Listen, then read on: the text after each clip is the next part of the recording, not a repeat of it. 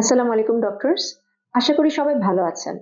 নিরন একাডেমির পক্ষ থেকে আজকে আমরা ছোট্ট একটা টপিক শেয়ার করব। চলেন তাহলে যাওয়া যাক। Fetal circulation. ফিটাল সার্কুলেশন বোঝার আগে আমরা আমাদের যে নর্মাল ব্লাড সার্কুলেশন অ্যাডাল্টদের ক্ষেত্রে যেটা হয় আফটার বার্থে, সেই সার্কুলেশনটা একটু রিক্যাপিচুলেট করি। এখানে দেখেন, আপনি সুপারি ভেনা কেভা এবং ইনফিরিয়র ভেনা কেভা থেকে আপনার ব্লাড যাচ্ছে রাইট অ্যাট্রিয়ামে, রাইট অ্যাট্রিয়াম থেকে রাইট ভেন্ট্রিকল, সেখান থেকে পালমোনারি আর্টারির মাধ্যমে সেটা লাংসে যাচ্ছে। লাংসে গিয়ে অক্সিজেনেটেড অক্সিজেনেটেড হচ্ছে। অক্সিজেনেটেডটা হওয়ার পরে সেটা আবার লেফট অ্যাট্রিয়ামে পালমোনারি ভেইনের মাধ্যমে লেফট অ্যাট্রিয়ামে আসতেছে। লেফট অ্যাট্রিয়াম থেকে এটা আবার যাচ্ছে লেফট ভেন্ট্রিকেলে, সেখান থেকে অ্যাওর্টার মাধ্যমে হোল বডিতে। কিন্তু ফিটাল সার্কুলেশনে কি হয়, আমার এই লাংসটা কাজ করে না, ঠিক আছে? কারণ ফিটাল সার্কুলেশনে বেবি মূলত মায়ের অক্সিজেনের সাহায্যেই বেঁচে থাকে। এখানে প্লাসেন্টাটা কাজ করে লাংসের মতো করে। এবার আমরা এই ছবিটিতে চলে যাচ্ছি। এই ছবিটাতে দেখেন আপনারা, এই ছবিতে আপনার প্লাসেন্টা থেকে আম্বিলিকাল ভেইন 80% অক্সিজেনেটেড ব্লাড এখানে আসছে, যেটা ডাক্টাস ভেনোসাসের শান্টের মাধ্যমে ইনফেরিয়র ভেনা কাভা তে ট্রেন করছে, যেটা এখানে কি করলো, লিভারকে বাইপাস করে চলে গেল ইনফেরিয়র ভেনা কাভা। সেখান থেকে এটা যাচ্ছে কোথায়, আমার লেফট না সরি রাইট অ্যাট্রিয়ামে।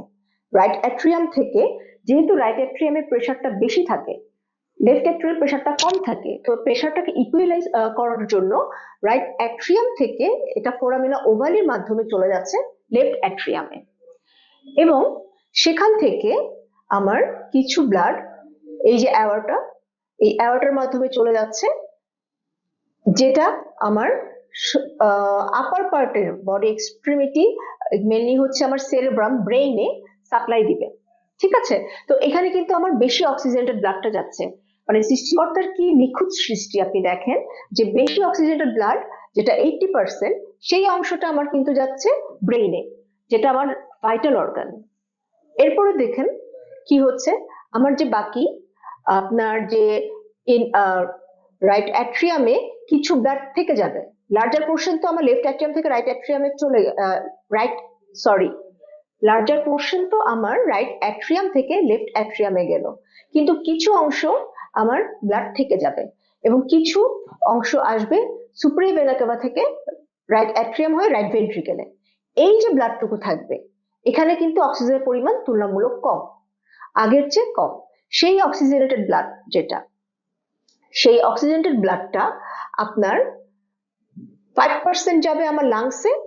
লাংসটা লাংসের আমার ইয়ার বেশি থাকার কারণে, পালমোনারি প্রেসার প্রেসার বেশি থাকার কারণে কি হচ্ছে, ডাক্টাস আর্টেরিওসাসকে বাইপাস করে এটা চলে যাচ্ছে আমার অ্যাওর্টা দিয়ে রাইট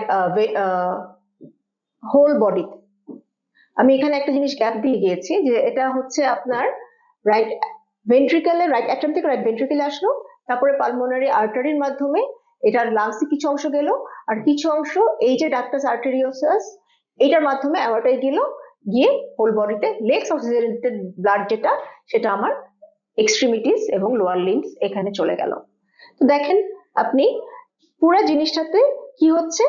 এরপরে আম্বিলিকাল যে আর্টারি, সেই আর্টারির মাধ্যমে লেস অক্সিজেনেটেড ব্লাডটা আমার প্লাসেন্টাতে যাচ্ছে, এখানে গিয়ে আবার অক্সিজেনেটেড হচ্ছে, আবার 80% এখানে অক্সিজেনেটেড ব্লাড আম্বিলিকাল ভেইনের মাধ্যমে আমার লিভারকে বাইপাস করে ইনফ্রা ভেনা কাভাতে যাচ্ছে, আবার পুনরায় সেটা সার্কুলেট হচ্ছে, রাইট অ্যাট্রিয়াম থেকে লেফট অ্যাট্রিয়ামে যাচ্ছে।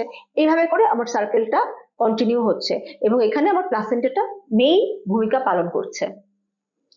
এখন আপনি দেখেন আমার ব্লাড মিক্সিং কোন কোন জায়গাতে হচ্ছে।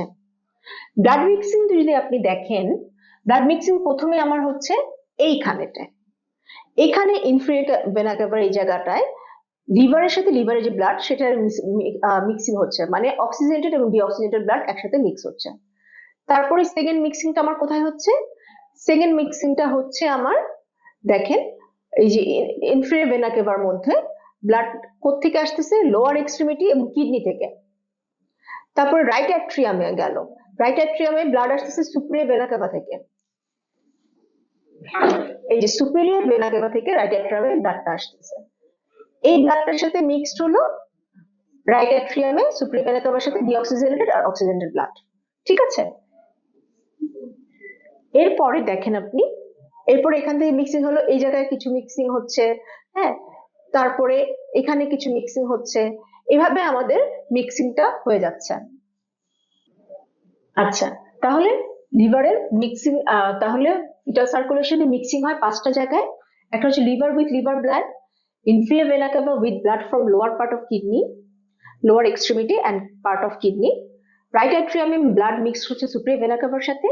লেফট অ্যাট্রিয়ামে হচ্ছে কি স্মল অ্যামাউন্ট অফ ব্লাড যেটা লাংস থেকে আসে সেটা সাথে মিক্স হচ্ছে, আর ডিসেন্ডিং অ্যামাউন্টে ব্লাড মিক্স হচ্ছে ডাক্টাস আর্টেরিওসাস এর সাথে।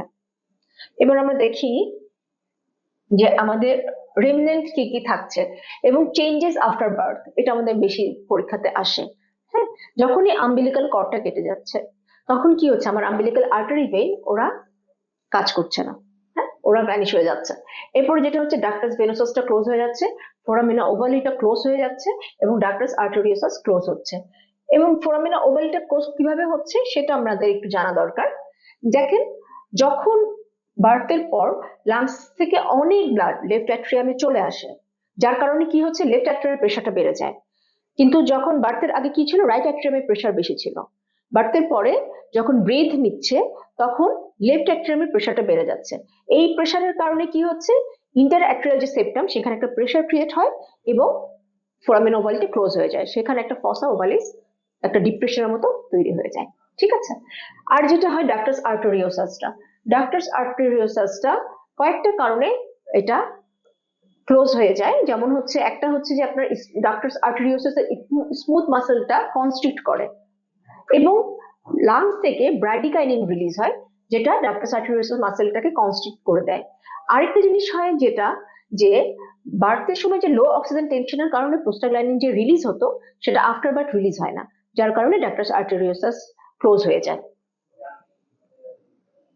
এবার আমরা দেখি আমাদের পোস্টনাটাল রেমনেন্টস গুলো কি কি থাকতেছে। এখন দেখেন, আম্বিলিকাল ভেইনটা কি হয়ে যাচ্ছে, fibrotic ligamentum teres hepatis. Ductus venosus হচ্ছে ফাইব্রোটিক লিগামেন্টাম ভেনোসাম, ভেনোসাস হচ্ছে ভেনোসাম। ফোরামেনা ওভালি সেটা হচ্ছে ফসা ওভালিস। ডাক্টাস আর্টেরিওসাস হচ্ছে লিগামেন্টাম আর্টেরিওসাম, নামে নামে মিল আছে, দেখেছেন। আম্বিলিকাল আর্টারিটা 3টা রেমনেন্ট ফর্ম করবে, একটা হচ্ছে নন ফাংশনিং রেমনেন্ট, একটা হচ্ছে ফাংশনিং রেমনেন্ট। নন ফাংশনিং কি, মিডিয়ান আম্বিলিকাল লিগামেন্ট, আর ফাংশনিংটা হচ্ছে internal iliac artery, superior vesicle artery. তো এই ছিল আজকে আমাদের ফিটাল সার্কুলেশন, আশা করি সবাই বুঝতে পেরেছেন। সবাইকে অসংখ্য ধন্যবাদ এতক্ষণ সাথে থাকার জন্য।